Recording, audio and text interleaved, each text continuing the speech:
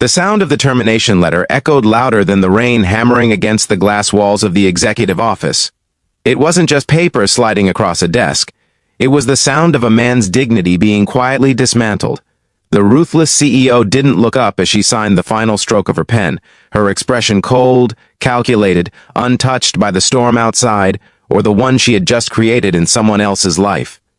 But what she didn't know, what she couldn't possibly have imagined, was that within hours, the name she had just erased from her company would rise again, written in ink on her late father's will. If you believe in kindness, second chances, and the unseen value of people, take a moment right now to like this video, comment your thoughts, share it with someone who needs hope, and subscribe to the channel. Because stories like this aren't just stories, they remind us who we are meant to be. Her name was Elena Voss, a woman who had built her reputation on efficiency, discipline, and an almost surgical ability to remove anything or anyone that didn't serve the company's growth. Employees feared her more than they respected her, and perhaps she preferred it that way. Respect could be fragile. Fear was reliable. Since taking over her father's corporation after his death, she had hardened herself into something unrecognizable even to those who once knew her.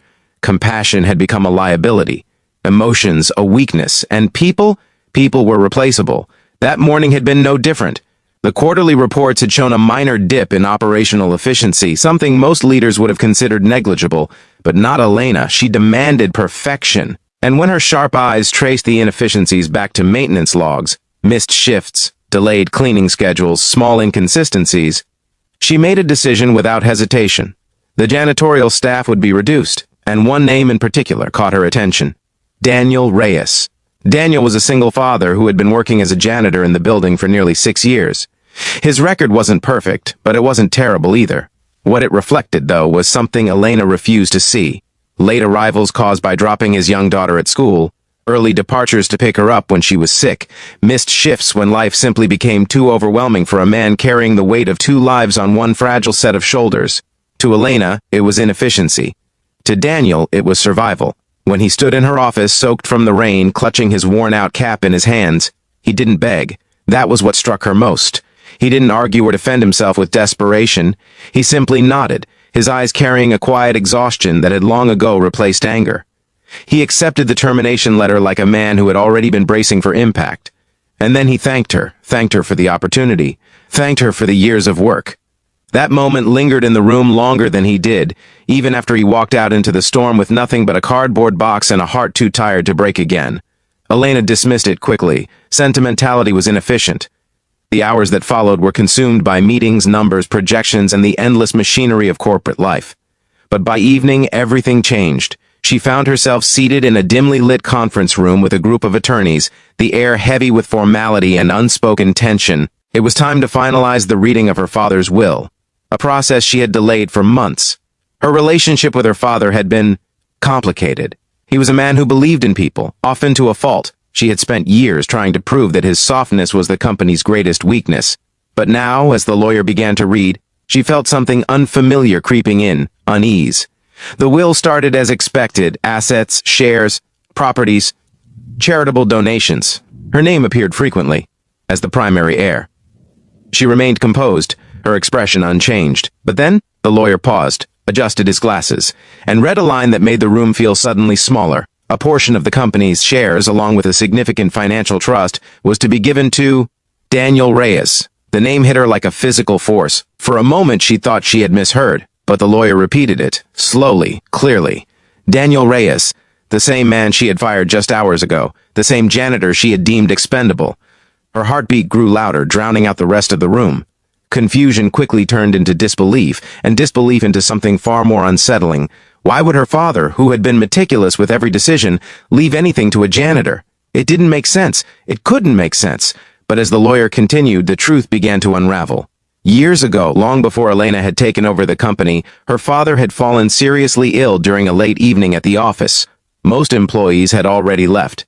The building was quiet, empty, except for one man, the janitor who had just started working there, Daniel Reyes. He had found her father collapsed on the floor and had acted without hesitation. He called emergency services, stayed with him, and quite possibly saved his life. But it didn't end there. In the months that followed, as her father recovered, Daniel continued to help in ways that went far beyond his job description. He ran errands, ensured the old man never skipped his medication, and most importantly, treated him not as a powerful CEO, but as a human being, a lonely one. Elena had been too busy building her own career to notice how isolated her father had become. But Daniel had noticed, and he had cared. Her father had tried to reward him financially, but Daniel had refused anything beyond his salary. He didn't see it as a transaction. To him, it was simply the right thing to do. That was when her father made a decision. If Daniel would not accept kindness as a gift, then he would receive it as a legacy. By the time the reading ended, Elena felt like the ground beneath her had shifted. The image she had constructed of her father, of herself, was beginning to crack. For the first time in years, she felt something she couldn't control: guilt. That night, she couldn't sleep. The rain had stopped, but the storm inside her had only just begun. She replayed the moment in her office over and over again. The way Daniel had stood there, the quiet dignity, the absence of resentment. And now, knowing what she knew, his calmness felt even heavier. He hadn't mentioned her father, hadn't used it as leverage, hadn't tried to protect himself with the truth. He had simply accepted his fate. Because that was who he was.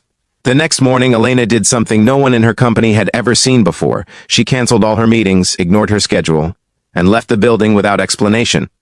Her destination wasn't a boardroom or a business lunch. It was a small, modest neighborhood on the edge of the city, an area she had never visited, never needed to. It took time to find the address. When she finally stood in front of the small, aging house, she hesitated. The paint was chipped, the yard was uneven, but there were signs of care everywhere.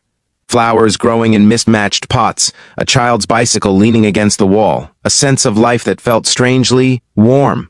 When the door opened, Daniel looked just as surprised to see her as she was unsure of what to say. There was no anger in his eyes, no accusation, just curiosity, and behind him, peeking from the hallway, was a little girl with bright eyes and a cautious smile. In that moment, Elena realized something that no balance sheet or profit margin could ever teach her. She had spent years measuring value in numbers, in output, in efficiency. But she had never understood the true worth of a person, not until now. What followed wasn't immediate forgiveness or a dramatic reconciliation. Change doesn't happen that easily. But it started with something simple, an apology, a genuine one, not from a CEO to an employee, but from one human being to another. And slowly, things began to shift. Daniel didn't return to the company as a janitor. Instead, he was offered a role that reflected not just his loyalty but his character, working in community outreach programs that Elena's father had quietly supported. Programs Elena had once considered unnecessary expenses. Together, they began to rebuild not just the company's image, but its soul. Elena changed too. Not overnight, but gradually.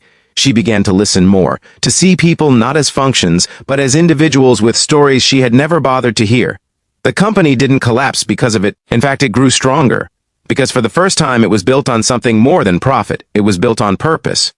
And Daniel? He didn't become rich in the way most people imagine. But he gained something far more valuable: stability, respect, and a future for his daughter that no longer depended on surviving one day at a time. Before we reach the end, if this story has touched your heart even a little, take a moment to engage with the video. Like it, share it, and tell us your thoughts, because your support keeps stories like this alive. And here's a special request. Comment, "Kindness always finds its way back," if you believe that even the smallest good deed can change a life. In the end, Elena often found herself standing by the large glass windows of her office, watching the city below.